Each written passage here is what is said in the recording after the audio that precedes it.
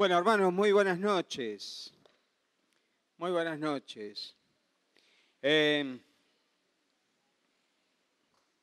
Como siempre, cada vez que traemos una palabra del Señor, el Señor nos habla primeramente, ¿no? Y nos marca la palabra que Él desea que compartamos con nuestro pueblo.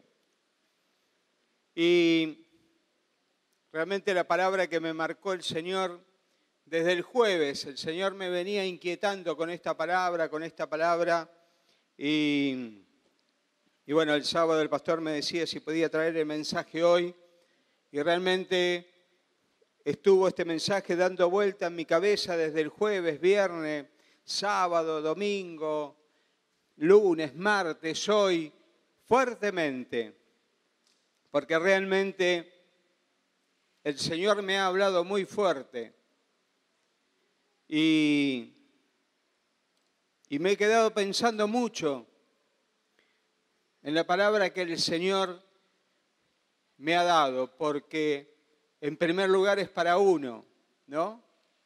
Y debemos de atesorarla en nuestro corazón. Y espero, mis hermanos, que ustedes puedan sentir lo que yo he sentido en estos días y en este día, el poder escuchar la voz del Señor tan claramente. Y a lo mejor tan crudamente, porque sentí que el Señor me habló de una manera cruda, pero de una manera real. Y vamos a ir a la palabra, vamos a abrir la Biblia en el libro de Marcos. Marcos capítulo 1.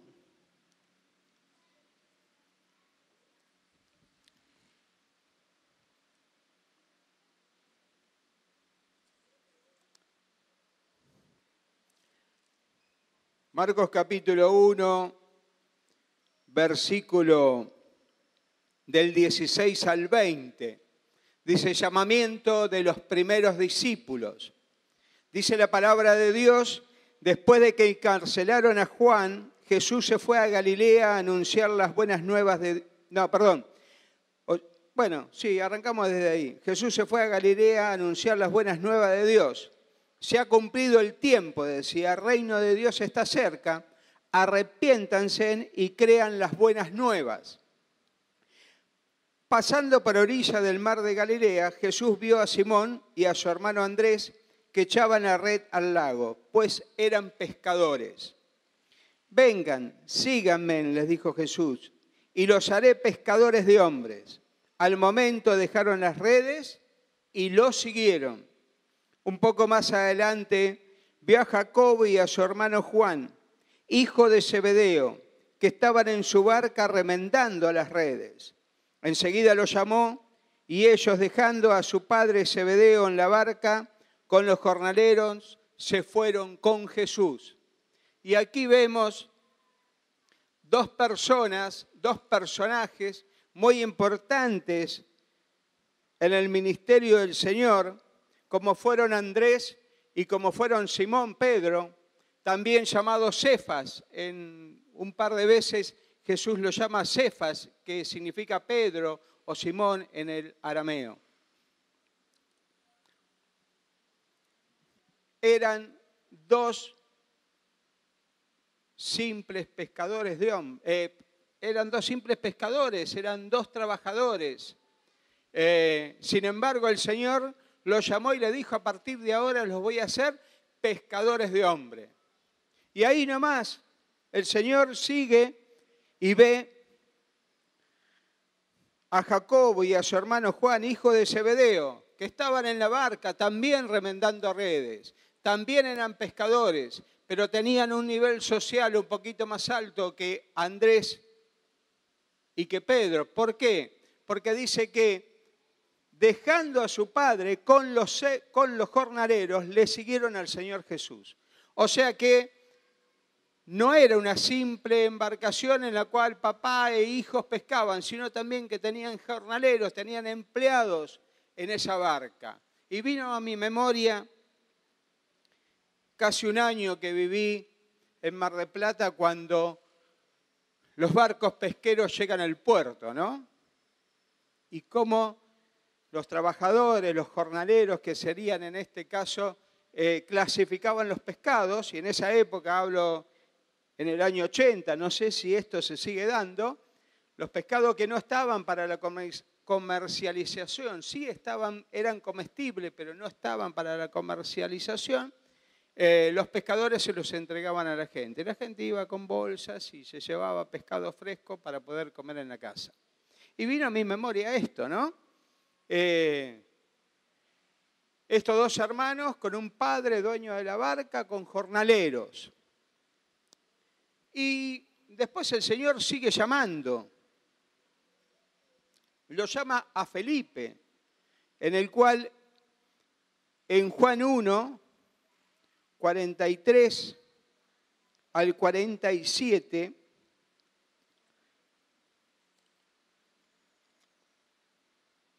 dice, al día siguiente Jesús decidió salir hacia Galilea. Se encontró con Felipe y lo llamó. Sígueme, le dijo. Felipe era del pueblo de Betsaida, lo mismo que Andrés y Pedro. Felipe buscó a Natanael y le dijo, hemos encontrado a Jesús de Nazaret, el hijo de José, aquel de quien escribió Moisés en la ley y de quien escribieron los profetas. ¿Qué nos muestra esto? Que Felipe era un estudioso de las Escrituras, lo que hoy podríamos llamar un teólogo. Un estudioso de la Escritura, dice, hemos encontrado a aquel que nos hablaba Moisés en las Escrituras. Dice, de Nazaret, replicó Natanael, o sea, le preguntó, ¿acaso puede salir algo bueno? O sea, Nazaret parece que no tenía muy buena fama, ¿no? ¿Pero qué le contestó Felipe? Ven a ver. Cuando Jesús vio a Natanael, se le acercaba, comentó, aquí tienen a un verdadero israelita, en quien no hay falsedad. ¿No? A Natanael se lo conoce como el discípulo del Señor, con el cual no había falsedad, en el cual se lo reconocía por sinceridad. Qué bueno, ¿no? Que nos encontremos con el Señor y que en el Señor nos diga, en Él o en ella no hay falsedad. Qué importante, ¿no? Qué tremenda palabra. En Él no hay falsedad. En Él podemos confiar. Y así vamos a seguir encontrando en las Escrituras a Mateo, otro discípulo del Señor. ¿Qué era Mateo? Un publicano, un cobrador de impuestos. No son bienvenidos, ¿no? Cuando nos vienen los impuestos y ahora que hay que renovar el carnet de la FIP y todo, hay que pagar y se llevan, ¿no? Bueno, más o menos Mateo no era muy querido por el pueblo judío. Pero bueno, precisamente por esto, porque era un publicano, era un cobrador de impuestos, a su mismo pueblo le cobraba los impuestos. Y esto era un poco vergonzoso, era una persona rechazada dentro de la comunidad. Sin embargo, el Señor lo toma como su discípulo. Podemos encontrar a Tomás, o sea, también conocido como el incrédulo, aquel que tuvo que meter el dedo para ver si realmente era cierto que la herida estaba. Podemos ver a Jacobo, hijo de Alfeo, Simón el Celote, Judas, hijo de Jacobo, y finalmente Judas Iscariote, quien finalmente es el que termina traicionando a Jesús, ¿no? ¿Y a qué viene con esta lista de 12 personas que el Señor eligió? Acá podemos ver una gama de distintos personajes. Jornaleros, dueños de una barca, o sea, publicanos, cobrador de impuestos. O sea, encontramos a lo que hoy podríamos decir un herrero,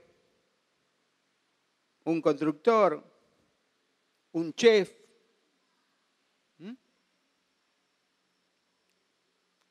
algún profesional.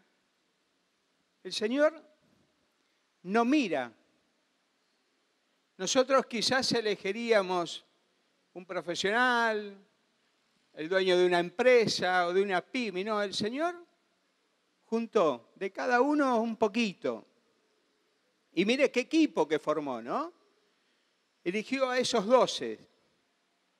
Y esos 12 tuvieron una preparación de 3 años con el maestro, de los maestros diría, ¿no? Con el gran maestro, con el Señor, una preparación. Caminaron día a día con el Señor. Se tuvieron que preparar. Ahora, ¿qué es lo que tiene que tener un discípulo, no? En primer lugar, tiene que tener compromiso. Como leímos en Mateo 1:20, cuando dice que dejaron a su padre con los jornaleros y comenzaron a seguir a Jesús. Se comprometieron.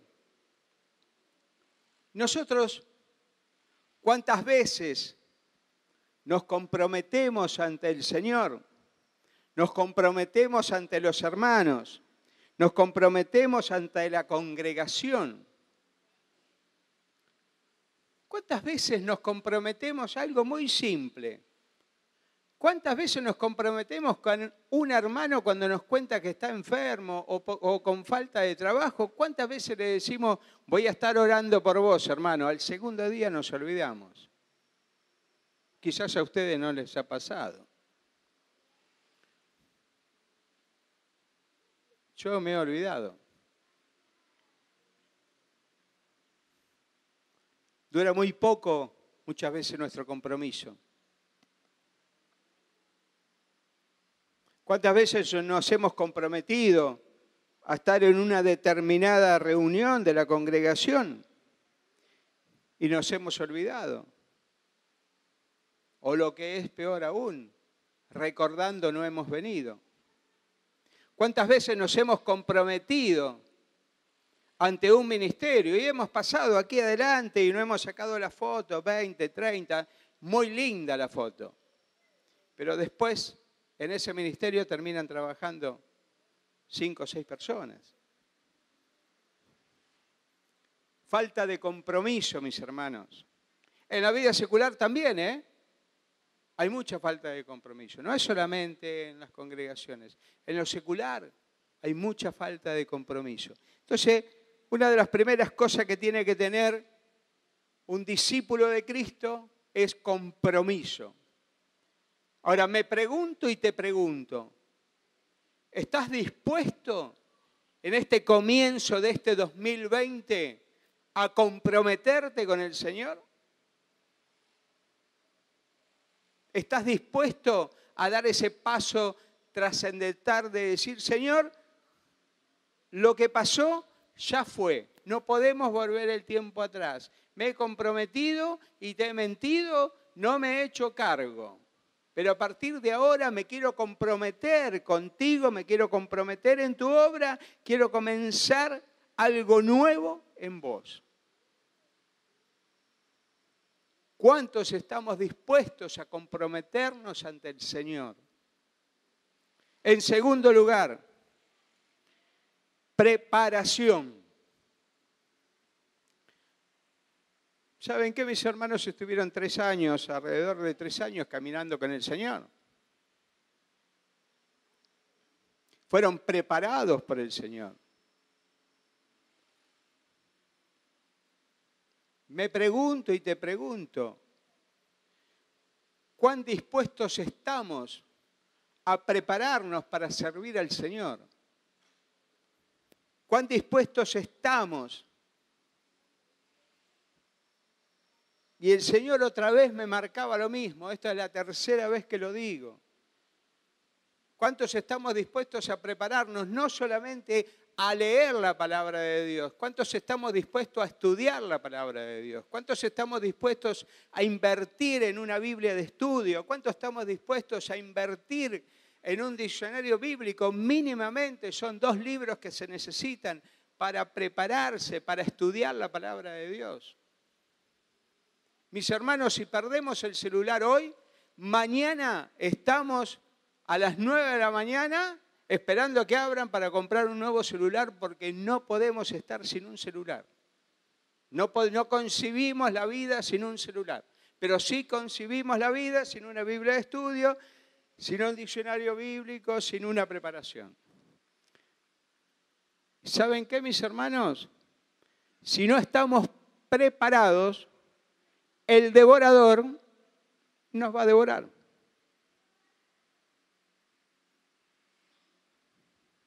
¿Estás preparado para hablar con un testigo de Jehová? ¿Estás preparado para... Muchas gracias. ¿Estás preparado para hablar, con un mormón? ¿Estás preparado para hablar con un adventista? ¿Estás preparado para hablar con un católico? ¿Estamos preparados?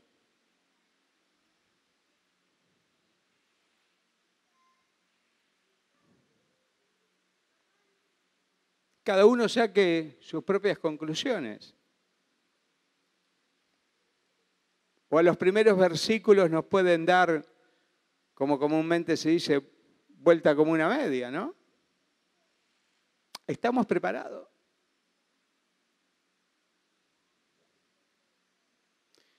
Piénselo, mi hermano, mi hermana.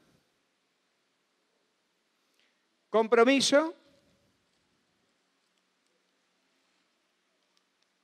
En segundo lugar, preparación. Y en tercer lugar, crecimiento. Ahora, vamos a ver qué dice el libro de los Hechos, capítulo 6, del 1 al 20.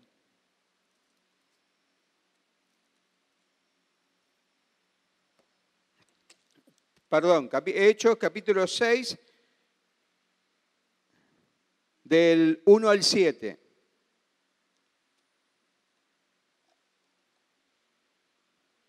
Hechos 6, del 1 al 7 dice, en aquellos días, al aumentar el número de los discípulos, o sea que se multiplicaban y se multiplicaban y se multiplicaban, se quejaron los judíos de habla griega contra los de habla aramea, de que sus viudas eran desatendidas en la distribución diaria de los alimentos. Así que los 12 se reunieron a toda la comunidad de discípulos,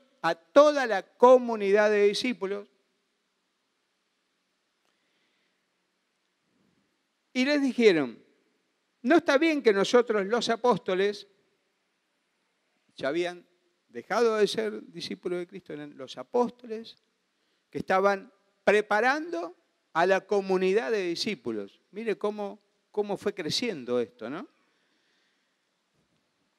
No está bien que nosotros los apóstoles descuidemos el ministerio de la palabra de Dios para servir las mesas.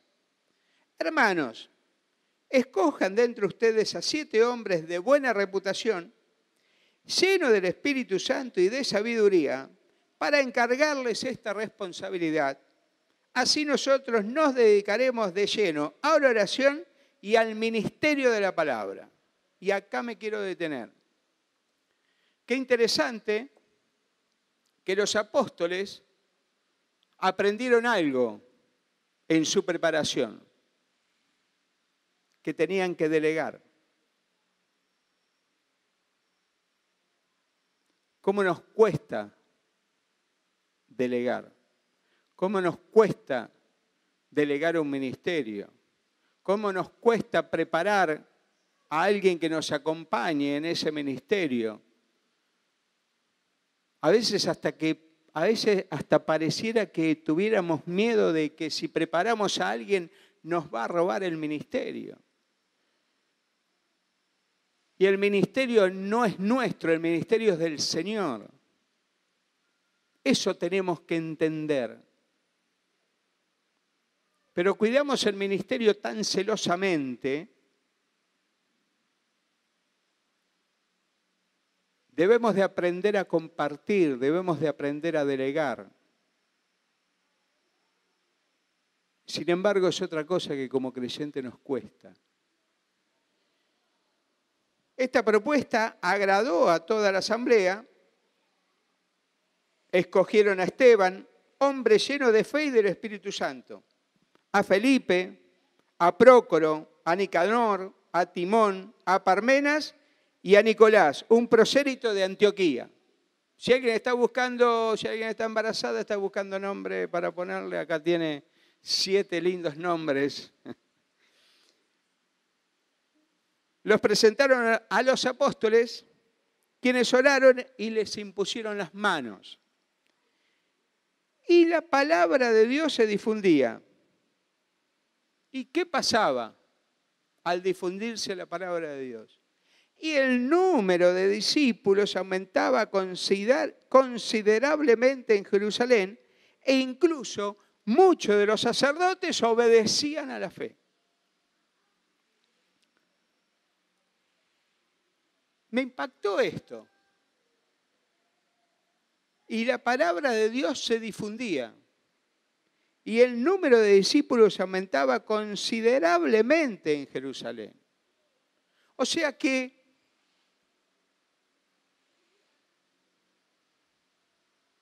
¿dónde está el secreto? Señor, ¿dónde está el secreto? Una vuelta lo he escuchado varias veces, ¿no? Que una iglesia crece de rodillas. Y no estoy en contra de la oración.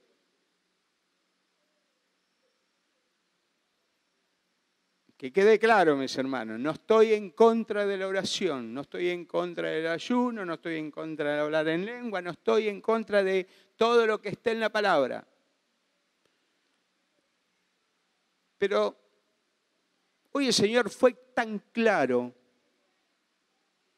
cuando me dijo, ¿qué dice Mateo 28? Id y haced discípulos. Ahora, fue tan claro el Señor y fue duro, conmigo fue duro y quiero transmitirlo de la mejor manera, quiero transmitirlo con el mejor amor, mis hermanos. Porque yo me sentí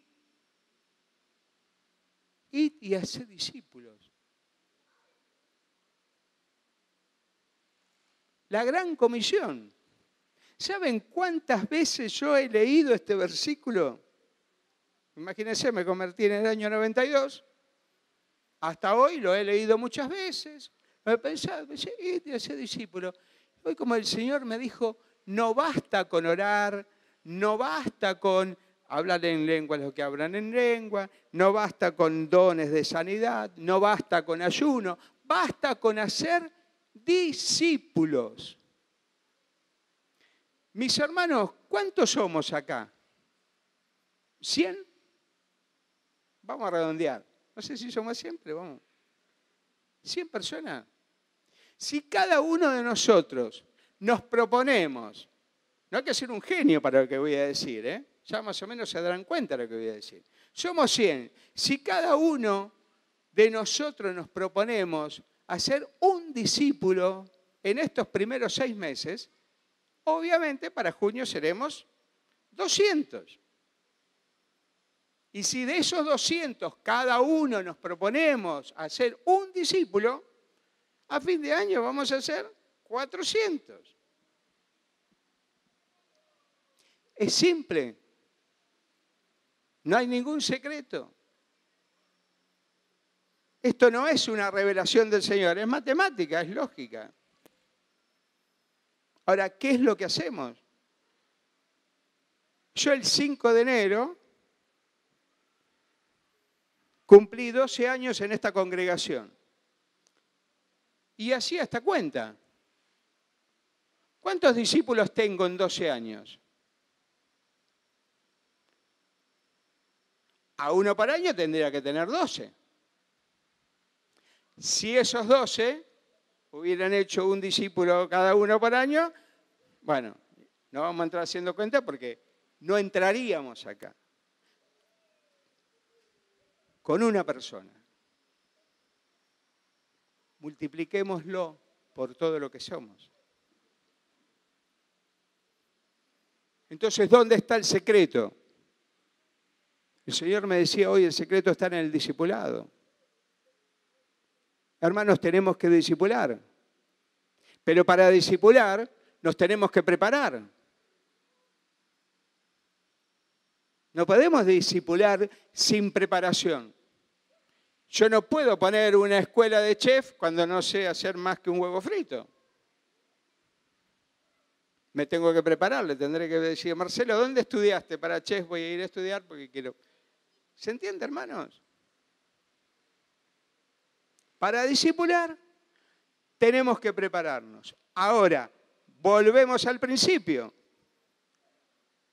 ¿Cuántos estamos dispuestos a comprometernos en la preparación para poder discipular?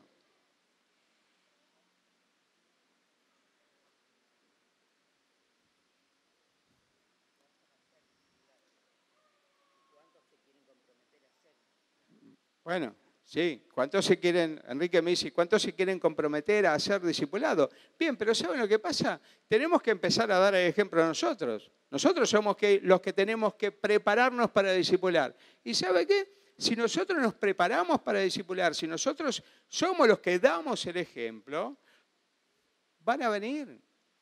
Porque estamos cumpliendo lo que la palabra del Señor dice. Es simple, es sencillo. Me hizo mucho ruido este estudio, todos estos días. Hoy me hizo un ruido tremendo.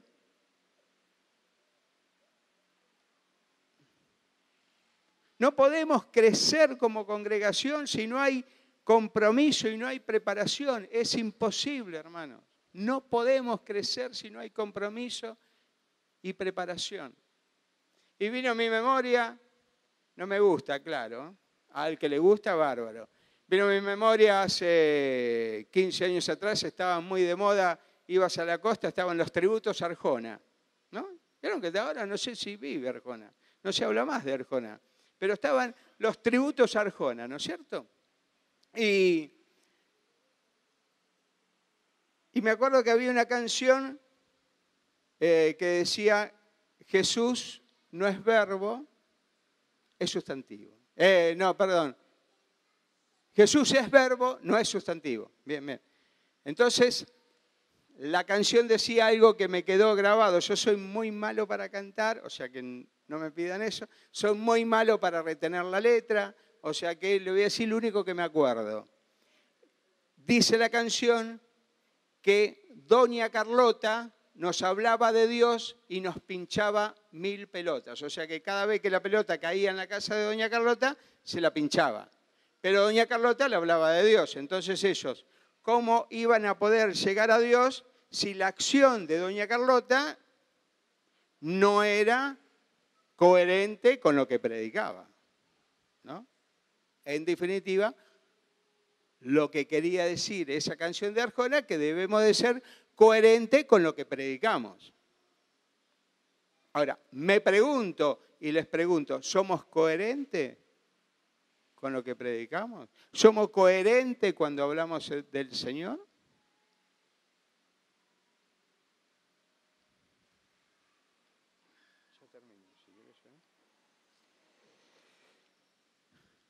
Bien, mis hermanos, yo le pedí al Señor hoy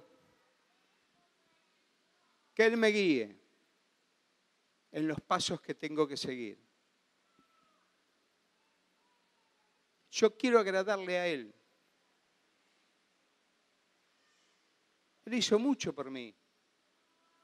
No me voy a poner a contar todas las cosas que hizo en mi vida. Sí, simplemente puedo decir que todo lo que soy se lo debo a Él. Y Él hizo algo muy importante, más allá de transformar mi vida. Él dio la vida por mí. Y Él dio la vida por vos. Yo realmente, hasta hoy, he hecho muy poco en comparación a todo lo que Él hizo por mí. Y yo, en primer lugar, me quiero comprometer ante el Señor.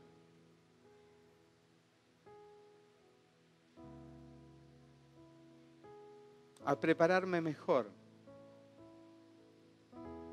a conocerlo mejor a Él,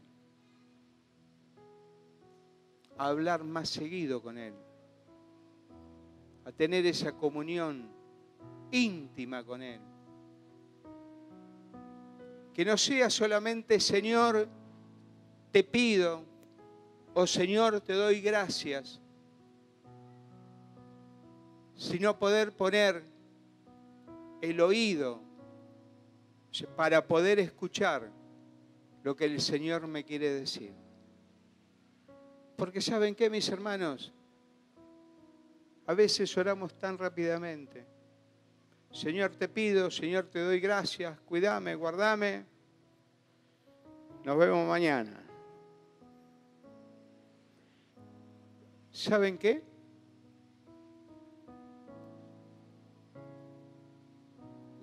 Los que me conocen, mi profesión más o menos es escuchar al otro, ¿no? Como escucho al otro con un oído atento, me quiero comprometer a escuchar más al Señor. Porque el Señor tiene que estar en primer lugar en mi vida. El Señor tiene que ser la primera voz que escuche a la mañana. Soy sincero, hermanos, muchas veces me voy sin escuchar la voz de Dios. Le pido, le agradezco y salgo.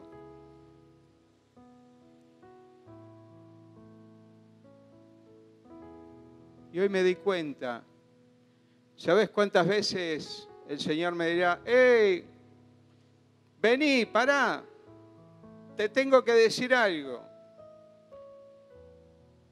Me fui. No quiero ser más eso, mis hermanos. Quiero un cambio. No sé si a vos te pasa lo mismo. Si vos sentís que en esta noche también querés hacer un cambio, comprometete hasta el Señor. No te comprometas ante la iglesia, ante los hermanos. Porque ¿saben qué? Después la foto pasa y el compromiso se fue. Comprométete con el Señor. Yo me quiero comprometer en esta noche, en este año, a ser un discípulo.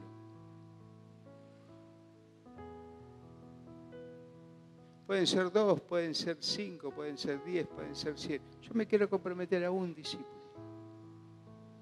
Quiero poner todo de mí para este año, terminar el año con un discípulo. Porque si cada uno de nosotros terminamos con un discípulo, estas sillas no van a estar vacías. ¿Saben qué, mis hermanos? Estas sillas vacías, algunos para estar de vacaciones, pero hay muchas sillas vacías.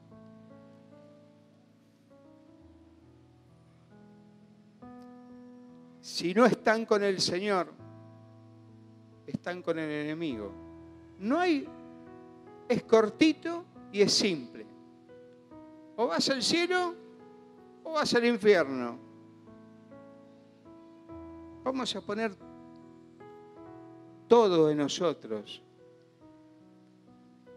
para que muchos conozcan al Señor. Y mañana, el día que partamos con Él ante su presencia, no tengamos que dar cuenta por la sangre derramada de alguien que se ha perdido. ¿Se entendió?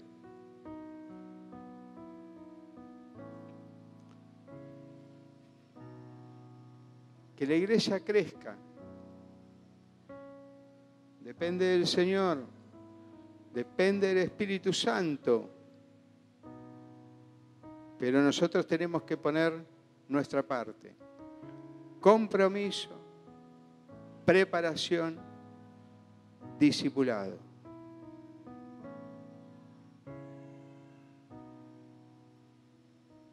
Si me querés acompañar con esta oración, vamos a inclinar nuestros rostros y vamos a orar.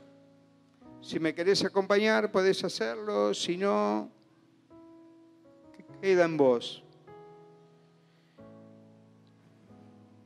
Señor Jesús,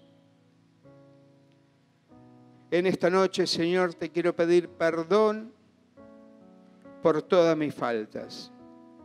Señor, perdón porque he sido necio, no he visto lo que me habías mostrado, no he escuchado lo que me querías decir. Pero hoy he abierto mis ojos y he abierto mis oídos. Y te quiero pedir perdón, Señor. Pero quiero, a partir de hoy, ser un hombre nuevo en tus caminos. Quiero que tú me uses, que me utilices, que me ayudes, Señor, a caminar en tus pasos. Somos nosotros que nos soltamos de tu mano, Señor. Que no lo hagamos más. Y me quiero comprometer en esta noche a hacer todo lo que esté a mi alcance para este año, mínimamente, poder presentarte ante tu presencia un nuevo discípulo en Cristo. Te doy gracias, Señor, porque tú eres un Dios tan perdonador, eres un Dios grande y maravilloso, que haces posible lo que para nosotros es imposible. Gracias, Señor, porque sabemos que tú estás aquí en medio nuestro, tú estás escuchando, pero principalmente tú estás viendo el corazón de cada uno de nosotros. Y que tú puedas ver un corazón conforme a tu presencia. Gracias por todo, mi Señor. Y acompáñanos en el regreso a casa. En el nombre de Jesús oramos. Amén y amén. Gloria a Dios.